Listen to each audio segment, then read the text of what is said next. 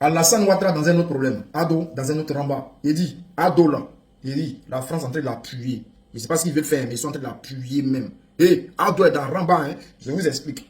Après Robert Bougie, voilà que un autre problème vient encore tomber sur la Côte d'Ivoire. On dit que le gouvernement qui est en Côte d'Ivoire est illégal, est illégitime. C'est un gouvernement illégitime. Et qu'est-ce qui se passe encore? Voilà qu'un autre problème vient tomber sur la Côte d'Ivoire. Chef, je vous explique. Hein. Mais on va faire comme le père d'abord. Mettez le cœur. Mettez le cœur. Ouais, c'est le cœur. Mettez le cœur. Beaucoup de le cœur. Prenez la déo là, envoyez dans vos camarades là-bas. Voilà. On va commencer. Moi, j'ai dit que Ado doit appeler son petit frère Babou Laurent pour lui dire aide-moi. Parce que là, ils sont en train de rien. Tous les rambas retombent sur lui. Je vous explique. Vous savez que Israël, le pays Israël, là, travaille beaucoup avec la Côte d'Ivoire. Sur le côté sécurité, logistique, tout ça. Service des renseignements, côté logistique. Israël travaille avec la Côte d'Ivoire. Qu'est-ce qui se passe? C'est pas ce côté-là seulement. Israël travaille beaucoup avec la Côte d'Ivoire même. Mais qu'est-ce qui se passe? Israël est en guerre. Israël est en guerre avec beaucoup de pays. Notamment le Liban. Il y a un moyen là-bas qu'on appelle Hezbollah.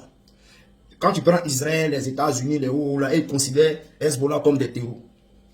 Donc Israël a Bamougou Hezbollah. D'après eux, les terroristes. Ils ont Bamougou tout le monde. Tous les chefs, on les a tous Bamougou. Voilà Papo qui vient tomber maintenant. On dit que sur le qu'on appelle Hezbollah, là, il y a les gens qui les financent. Et que là, c'est Côte d'Ivoire, Guinée. On dit les financements là, ça vient de Côte d'Ivoire et Guinée. Pendant qu'Israël est en train de Bamougou là, ils sont en Nyangara même là. On dit c'est Côte d'Ivoire et la Guinée qui les financent. Et ils se sont appuyés plus sur la Côte d'Ivoire. Parce que c'est l'histoire de la Côte d'Ivoire qu'ils ont raconté. C'est parti, je vous explique. Je vous lis. Regardez vous-même, en grand titre. C'est écrit. Le monde africain. Conflit Israël-Hezbollah. L'Afrique de l'Ouest au cœur des réseaux de financement du Hezbollah. Grâce à l'importante communauté libanaise installée en Côte d'Ivoire ou en Guinée, le mouvement chiite dispose d'une base solide pour récolter des fonds.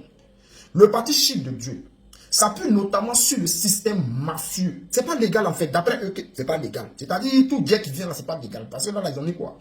Ils ont mis s'appuie notamment sur un système mafieux. Et qui parle de mafieux, veut dire c'est pas légal. Utilisant le blanchiment de jet, de l'an et le banc. Il ne peut pas dire le nom. Sinon, Tito Gama. Voilà. Donc, qu'est-ce qui se passe? On dit à Abidjan, le quartier Makori a entamé un deuil discret après la mort du leader du Hezbollah. C'est-à-dire, on dit le chef des terreaux. D'après Israël, question des terreaux. Le chef des terreaux a été. Et puis, en Côte d'Ivoire, à Makori, et là, ils font funérailles de ça. C'est-à-dire le moyen de. C'est que Ado a élu. Nous savons tous que tout le marché de Côte d'Ivoire aujourd'hui, Ado donne son Libanais, on sait. Donc, Ado est compris un peu dans ce que Israël dit. Voilà, donc s'il y a les preuves qui arrivent, on comprendra que c'est Ado qui a permis qu'ils puissent gagner beaucoup d'argent comme ça pour financer le mouvement là. Donc, qu'est-ce qui se passe? En Makori là-bas, ils ont fait deuil en cachette. Hassan Nasrallah, il est déjà, bon, il est mort. Tu es dans une frappe israélienne vendredi 27 septembre. Le vendredi 27 septembre, c'est là Israël a fait le truc. Dans ce fief de la diaspora libanaise en Côte d'Ivoire, à 5000 km de Beyrouth, quelques commerces sont restés fermés, ainsi que la grande mosquée chiite Al-Mahdi. C'est ça, hein? La grande mosquée Al-Mahdi.